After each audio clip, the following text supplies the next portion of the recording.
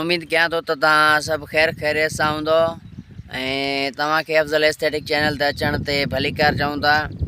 Vlog हितां start कयूं था त अॼु असांजे शहर कादरपुर खां घोटकी ताईं सिंध में क़ौमी झेड़नि लाइ अमन मार्च निकिरी रहियो आहे।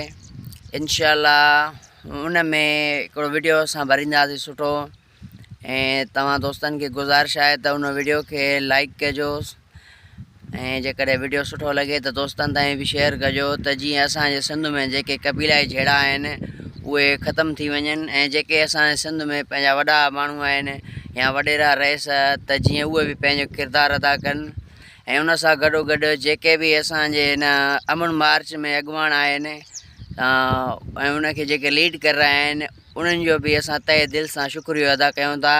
हिन वक़्तु असां हलूं था उन अमन मार्च जी तरफ़ ऐं तव्हांखे उहो बि ॾेखारियूं था त अमन मार्च असां कादरपुर खां पैदल इंशाअल्लाह घोटकी ताईं थींदो। सभई दोस्त गॾु रहो। माशाअल्लाह हे असां हिन वक़्तु पुॼी चुका आहियूं कादरपुर शहर में ऐं हितां अमन मार्च स्टार्ट थींदो। हे सभई दोस्त जेके बि शरीक थिया आहिनि इन्हनि जो तहे दिलि सां शुक्रियो अदा कयूं था।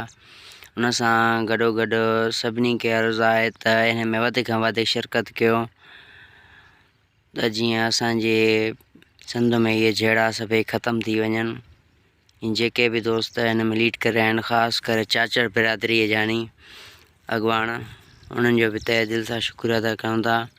हिन वक़्तु हिते तमामु बहितरीनु गीत हली रहियो आहे बशीर ख़ान कुरैशी जो।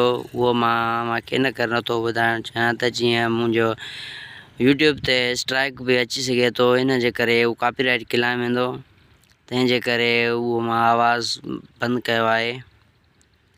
हे माशाअल्लाह सभई दोस्त शरीक आहिनि। हे असांजो शहर ऐं कादरपुर खां स्टार्ट थींदी इंशाअल्लाह हिन वक़्तु हली रहिया आहिनि।